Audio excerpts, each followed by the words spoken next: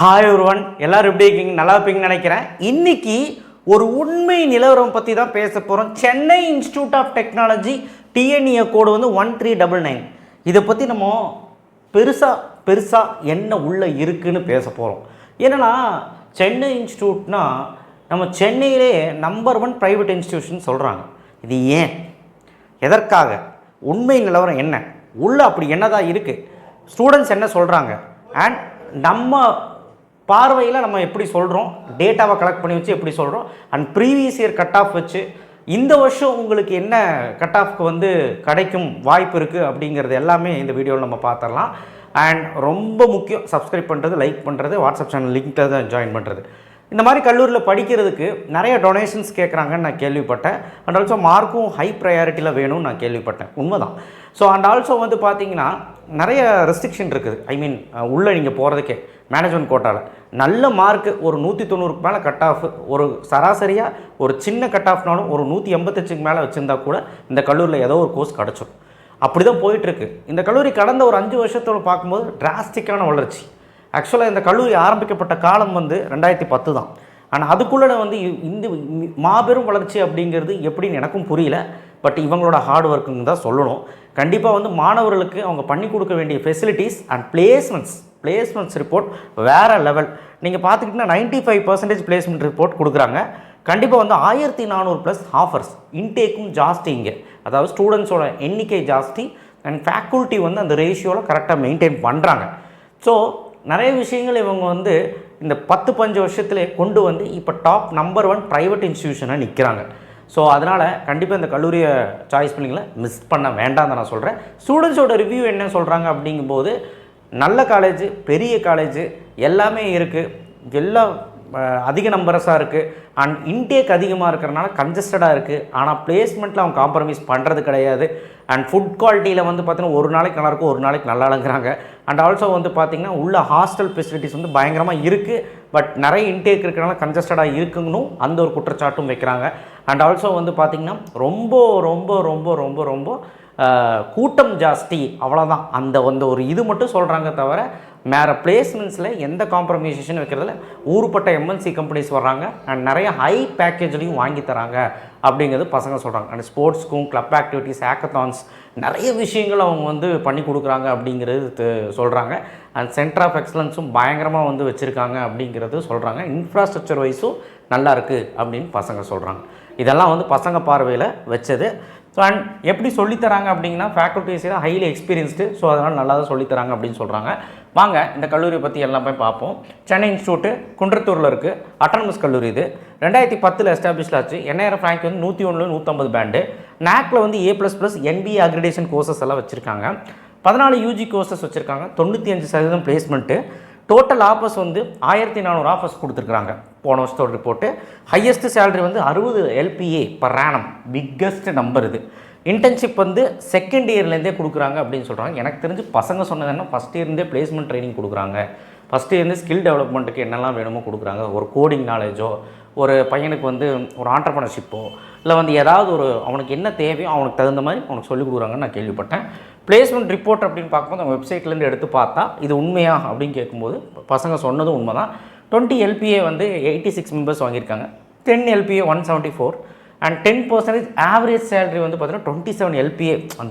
அந்த 10% மக்கள் வந்து ஆவரேஜ் சேலரியாக 27 லட்சம் per annum வாங்கியிருக்காங்க. Biggest number. 20% ஆவரேஜ் சேலரி வந்து பார்த்திங்கன்னா 20% ஸ்டூடெண்ட்ஸ் வந்து 19 LPA வாங்கியிருக்காங்க. இது வந்து ஹையஸ்ட் நம்பருங்க. ஏன்னா ஆக்சுவலாக ஆவரேஜ் சேலரி 20% பேர் வாங்குறாங்கன்னா ரொம்ப ரொம்ப அதிகம். இதுவும் ரொம்ப ரொம்ப அதிகம். ஸோ கண்டிப்பாக வந்து பார்த்திங்கன்னா நீங்கள் ஒரு வருஷத்துக்கு கணக்கு போடுங்க. ஒரு இயருக்கு 19 லட்சம்னா ஒரு மாதத்துக்கு கணக்கு போடுங்க எவ்வளோன்னு. ஸோ ஹை சேலரி தான் வாங்கி கொடுக்குறாங்க. இன்டேக் வந்து பார்த்திங்கன்னா இது அதாவது ஜென்ரல் சீட் இது வந்து பார்த்திங்கன்னா கவர்மெண்ட் கோட்டா வழியாக வந்து 1074 சீட் இருக்குது. 7.5 ரிசர்வேஷனில் 87 சீட் இருக்குது. 7.5 ரிசர்வேஷன் இலவச சீட்டு 6ஆவதுலேருந்து 12ஆவது வரைக்கும் கவர்மெண்ட் ஸ்கூலில் படிச்சிருக்கோம். டோட்டல் சீட் வந்து 1161 சீட்டு. இன்டேக் ஜாஸ்தி தான். இந்த வருஷம் இன்டேக் ஜாஸ்தி பண்ணுறாங்கன்னு கேள்விப்பட்டேன். ஃபீஸ் ஸ்ட்ரக்சர் அப்படின்னு பார்க்கும்போது டியூஷன் ஃபீ கவர்மெண்ட் கோட்டா வழியாக வந்து 1 LPA to 1.5 LPA. ஆக்சுவலாக LPAன்னு போடக்கூடாது, 1 to 1.5 lakhs அப்படிங்கிறது இயருக்கு வரும் அப்படின்னு சொல்கிறாங்க. மேனேஜ்மெண்ட் கோட்டா வந்து 3 lakhs வரைக்கும் வரும். அண்ட் இன்கேஸ் வந்து டொனேஷன் இருக்குது அண்ட் அவங்க வந்து ஸ்காலர்ஷிப்பும் வழங்குறாங்க, 190க்கு மேலே ஸ்காலர்ஷிப்பும் வழங்குறாங்க. பட் இருந்தாலும் வந்து பார்த்திங்கன்னா உங்களுக்கு மார்க் கம்மியாக இருந்து அங்கே போகணும் அப்படின்னா டொனேஷன்ஸ் இருக்குது, அது நீங்கள் விசாரிச்சுக்கணும். ஹாஸ்டல் ஃபீஸ் வந்து நான் ஏசி ரூமுக்கு 1,30,000, ஏசி ரூமுக்கு 2 லட்சம் வரைக்கும் வருது, அதுதான் அவங்க சொல்கிறாங்க. ஸோ அடுத்தது எக்ஸ்பெக்டட் கட் ஆஃப் 2026 ஏஐடிஎஸ் அப்படின்னு பார்க்கும்போது ரொம்ப ரொம்ப ஹை பார்த்திங்கன்னா தெரியும், ரேங்கோடு இங்கே இருக்குது. ஸோ பார்த்துக்கோங்க. அடுத்த பயோமெடிக்கல் அப்படின்னு பார்க்கும்போது ரொம்ப ரொம்ப இந்த வருஷம் நீங்கள் இவ்வளோ இருந்தீங்கன்னா போயிடலாங்கிற மாதிரி தான் இங்கே இருக்குது. ஸோ கம்யூனிட்டி வைஸ் கொடுத்துருக்கேன், நீங்கள் வந்து ஏஐடிஎஸ்க்கும் பயோமெடிக்கலுக்கும் நீங்கள் தாராளமாக பார்த்துக்கலாம். ஓகேவா, ஸ்க்ரீன்ஷாட் எடுத்து வச்சுக்கோங்க. அடுத்தபடியாக வந்து பார்த்திங்கன்னா சிவில் சிஎஸ்பிஎஸ் சிவிலுக்கு கொஞ்சம் கம்மியாக இருக்குன்னு பார்த்தா ஓசிக்கு ஜாஸ்தி தான், பிசிக்கும் ஜாஸ்தி தான். பிசிஎம்முக்கும் பாருங்கள் சிவிலுக்கு எஸ்சிக்கே அதிகம், எஸ்டிக்கும் அதிகம், சிவிலுக்கே டிமாண்டு. சிஎஸ்பிஎஸ் அப்படிங்கும்போது 190க்கு மேலே இருந்தால் தான் கிடைக்குது. அண்ட் எஸ்சிக்கு எஸ்டிக்கு வந்து 180க்கு மேலே இருந்தால் தான் கிடைக்குது. ஸோ இந்த வருஷம் நீங்கள் இந்த கட் ஆஃப்குள்ளே இருந்தீங்கன்னா கிடைக்கிறதுக்கான வாய்ப்புகள் ஜாஸ்தி. சிஎஸ்சி அப்படிங்கும்போது டிமாண்டு தான், 190க்கு மேலே இருந்தால் தான் கிடைக்கவே செய்யும். எஸ்சிஏவாக இருந்தீங்கன்னா எஸ்டியாக இருந்தால் கூட உங்களுக்கு மார்க் ஜாஸ்தியாக வேணும். அண்ட் ஏஎம்எல் அப்படின்னு பார்க்கும்போது உங்களுக்கு அதுலேயும் ஜாஸ்தி. பார்த்திங்கன்னா இந்த காலேஜோட கட் ஆஃபோட வரலாறு பார்த்திங்களா எப்படி இருக்குன்னு, பிஹெச்டி காலேஜ் மாதிரி இருக்குது. ஸோ அதனால தான் நம்பர் 1 ப்ரைவேட் இன்ஸ்டியூஷன் சென்னையில் சொல்கிறாங்க. சைபர் செக்யூரிட்டி அப்படின்னு பார்க்கும்போது இங்கே ஓசிக்கு இவ்வளோ, பிசிக்கு இவ்வளோ பாருங்கள், கட் ஆஃப் ஊருப்பட்ட கட் ஆஃப்ங்க, எல்லாம் ஹையஸ்ட் கட் ஆஃப். ட்ரிபிளிக்கும் இப்படி வச்சுருக்காங்க. ஆஹா, எஸ்சிக்கே 165 வேணுங்க. ஸோ அதனால் ஸ்க்ரீன்ஷாட் எடுத்து வச்சுக்கோங்க, பார்த்துக்கோங்க. அடுத்தது அட்வான்ஸ் கம்யூனிகேஷன் சிஸ்டம்னு ஒன்று வச்சுருக்காங்க, இசிஇ. அட்வான்ஸ் கம்யூனிகேஷன் ஈஸிலே அட்வான்ஸ் கம்யூனிகேஷன் ஈஸி, இதுவும் ஈஸி ரிலேட்டட் கோர்ஸ் தான். அதுக்குமே டிமாண்டு ஜாஸ்தி. எஸ்சிஏக்கு மட்டும் இவ்வளோ கோர்ஸ் ஆகிருக்கு. அண்ட் ஈசிக்கு வந்து பார்த்திங்கன்னா டிமாண்டு தான், அது தவிர்க்கவே முடியாது. நீங்கள் பார்த்துக்கோங்க ஓசிக்கு எவ்வளோ, பிசிக்கு எவ்வளோ, பிசிஎம்க்கு எவ்வளோன்னு. அடுத்து நெக்ஸ்ட்டு வந்து பார்த்திங்கன்னா விஎல்எஸ்ஐ டிசைன் வச்சுருக்காங்க, ஐடி வச்சுருக்காங்க. ஸோ அதுக்கு வந்து பார்த்திங்கன்னா விஎல்எஸ்ஐ டிசைனுக்கு அதுவுமே ஜாஸ்தியாக தான் இருக்குது. அண்ட் ஐடிக்கு வந்து பார்த்திங்கன்னா கட் ஆஃப் இது. ஓகேவா, ஸோ பார்த்துக்கோங்க, ஸ்க்ரீன்ஷாட் எடுத்து வச்சுக்கோங்க.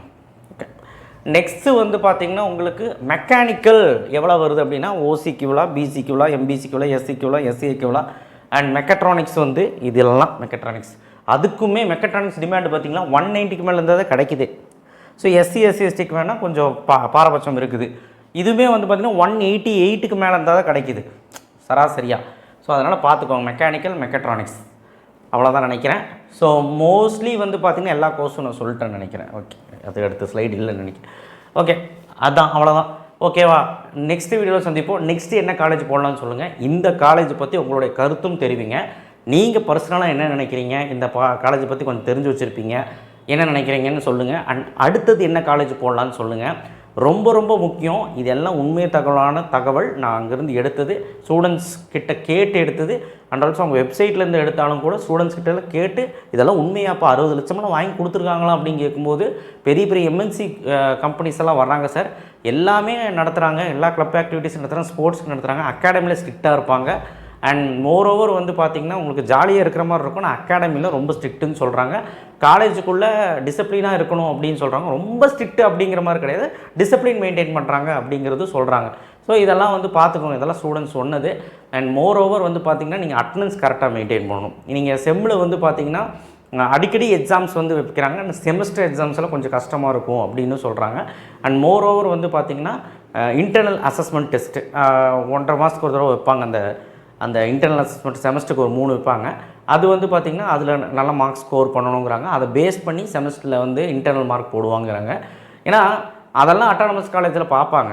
ஏன்னா எக்ஸ்ட்ரா கரிக்குலமாக நீ என்ன பண்ணுற, லேபில் என்ன பண்ணுறங்கிறது அட்டானமஸ் காலேஜ் அவங்களே திருத்தி அவங்களே இது பண்ணுறாங்க. ஸோ இதெல்லாம் அவங்க வந்து பார்ப்பாங்க. ஸோ அதனால் அதெல்லாம் கரெக்டாக இருக்காங்களா. ஸோ எந்த ஒரு பிளாக் மார்க்கும் இல்லை அப்படின்னா எந்த பிரச்சனையும் கிடையாது. பிளாக் மார்க் இருந்தால் கண்டிப்பாக வந்து பார்த்திங்கன்னா அதில் கை வைக்கிறதுக்கான வாய்ப்புகள் இருக்குது. லேப்லையெல்லாம் கொஞ்சம் மார்க்லாம் கம்மி பண்ணுறதுக்கு வாய்ப்பு இருக்குது, வேணும்னு கிடையாது. நீங்கள் வந்து என்ன சொல்கிறது, பிளாக் லிஸ்ட்னால் தெரியல, அட்டனன்ஸ் ஒழுக்கமாக இல்லாமல் காலேஜ் ஒழுக்கமாக வராமல் ஏதாவது பிரச்சனை பண்ணி அந்த மாதிரிலாம் இல்லாமல் சைலண்ட்டாக போயிட்டிங்கன்னா எந்த பிரச்சனையும் கிடையாது. ஸோ அதிலெல்லாம் ஸ்ட்ரிக்டாக இருக்காங்க. ரொம்ப ஸ்ட்ரிக்டாக பிளேஸ்மெண்ட்டில் அவங்க பக்காவாக பண்ணிக்கிட்டு இருக்காங்க. இது வந்து உண்மை நிலவரம் தான். கண்டிப்பாக இந்த கல்லூரியில் போய் தேர்ந்தெடுத்து படிக்கலாம். நன்றி, வணக்கம், தேங்க்யூ. நெக்ஸ்ட் ஒரு நல்ல கல்லூரியோடு சந்திப்போம். அண்டு சப்ஸ்கிரைப் பண்ணுங்கள். டிஎன்ஏ 2026க்கு நல்ல ப்ரிப்ரேஷன் பண்ணுங்கள். சாய்ஸ் ஃபில்லிங் வந்து கிட்ட நெருங்க போகுது, 1 மாதம் தான் இருக்குது. தயவு செய்து ப்ரிப்ரேஷன் பண்ணுங்கள், வீட்டில் சும்மா இருக்காது. தேங்க்யூ.